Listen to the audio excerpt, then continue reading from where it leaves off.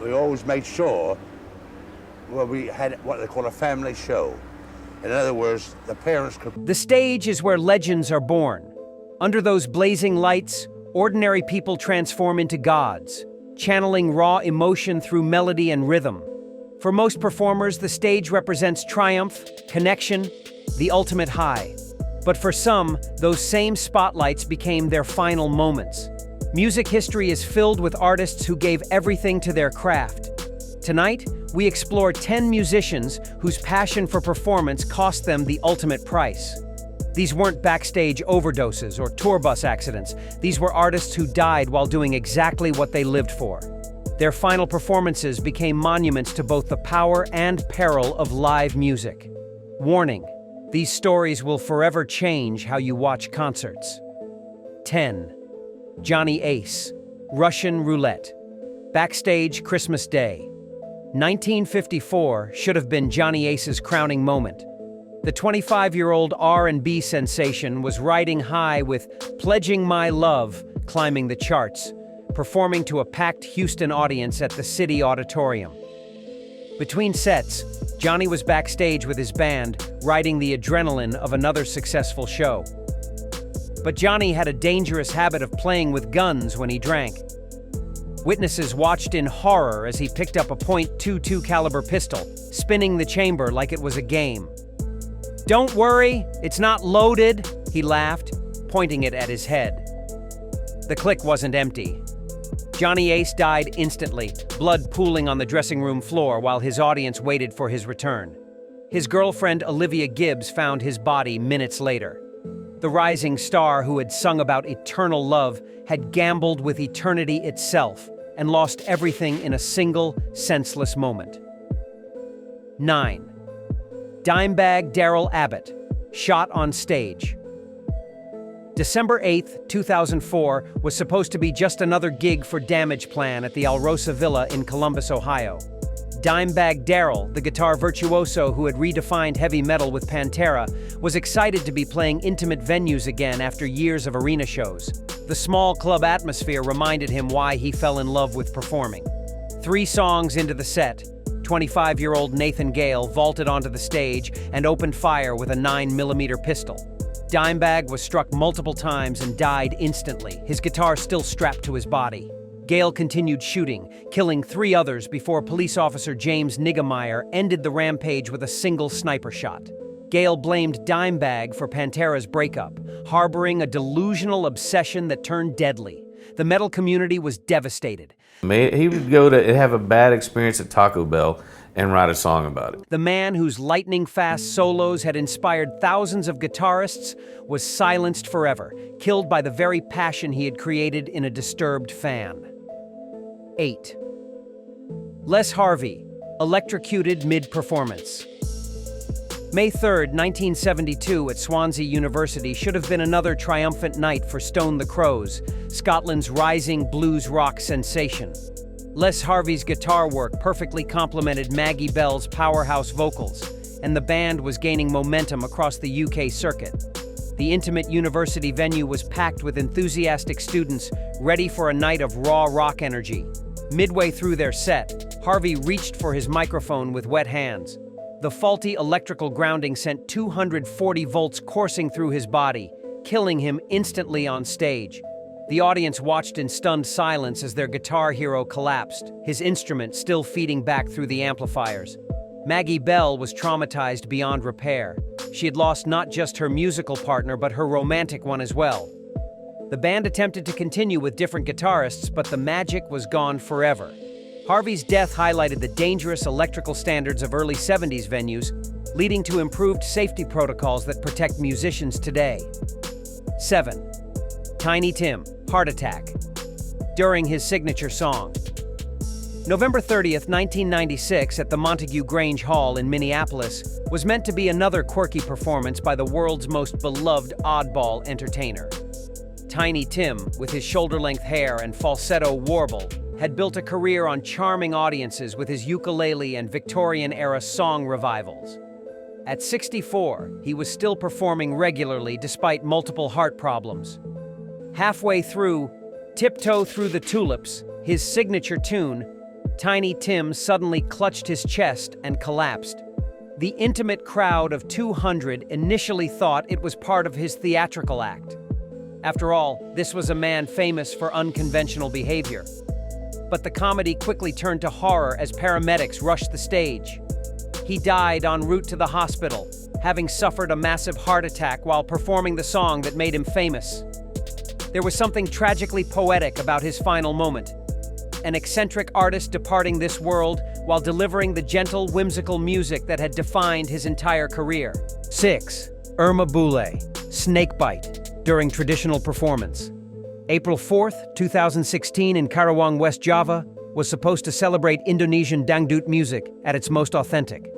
Irma Bule, a 29-year-old performer known for her daring stage shows, had built her reputation on incorporating live pythons into her traditional folk performances. The snakes were part of her artistic identity, symbolizing the raw power of Indonesian culture. During her performance of Mata Sapi, one of her king cobras bit her on the thigh. Irma continued singing for another 45 minutes, refusing medical attention and determined to finish her set. 2 jam dari racun gigitan ular king cobra, ternyata pekerjaan yang The venom was already coursing through her bloodstream, but her professionalism wouldn't allow her to disappoint the crowd. She finally collapsed backstage, convulsing violently before losing consciousness. By the time she reached the hospital, it was too late. The anti-venom couldn't reverse the damage from performing for nearly an hour with cobra venom in her system. Irma had literally died for her art, choosing audience satisfaction over her own survival in a final act of devastating dedication. Number 5. Mikaben. October 15th, 2022 at Paris's Accor Arena was supposed to be a celebration of Haitian culture and music. Michael Benjamin, known as Mikaben, was the crown jewel of the Caribbean music scene, beloved for his smooth vocals and charismatic stage presence. The 41-year-old was headlining a massive concert featuring Haiti's biggest stars, performing for thousands of devoted fans. Midway through his energetic set, Mikaben suddenly grabbed his chest and collapsed backward on stage. The packed arena fell silent as security and paramedics rushed to help. Fans initially hoped it was exhaustion from his high-energy performance, but the gravity became clear when the show was immediately halted. He suffered a massive heart attack and was pronounced dead shortly after being rushed to a nearby hospital. The Haitian community was devastated, losing their most prominent musical ambassador on foreign soil. Mikaben had been promoting Haitian culture to the world stage when his heart simply gave out, leaving behind a wife, 3 children, and millions of heartbroken fans across the Caribbean diaspora. 4. Tommy Cooper, heart attack on live television. April 15th, 1984 at Her Majesty's Theatre in London was supposed to be another magical evening of Tommy Cooper's beloved comedy magic act. The 63-year-old entertainer was performing Live from Her Majesty's for Thames Television, broadcast to millions of British viewers who adored his bumbling, endearing stage persona. Midway through his routine, Cooper suddenly collapsed behind his magic table. The live audience erupted in laughter, assuming it was another of his famous pratfalls. Even the television cameras kept rolling, treating it as part of the show. For several agonizing minutes, millions watched a man dying while laughing at what they thought was brilliant physical comedy. The realization dawned slowly. Cooper wasn't getting up. Paramedics rushed on stage as the broadcast cut to commercials, but it was too late. Britain's most beloved entertainer had suffered a massive heart attack in front of the nation. His final performance became a surreal monument to the thin line between comedy and tragedy, forever changing how live television handles medical emergencies. 3. Nick Menza, drummer's final beat. May 21st, 2016 at the Baked Potato in Studio City was supposed to be a triumphant return to form. Nick Menza, the powerhouse drummer who had anchored Megadeth through their most successful era, was performing with his jazz fusion project OHM at the intimate Los Angeles venue. After years of legal battles and health scares, the 51-year-old was finally doing what he loved most, playing music. 3 songs into the set, during a complex drum solo, Menza suddenly slumped forward over his kit. The other musicians initially thought he was showboating, adding dramatic flair to his performance.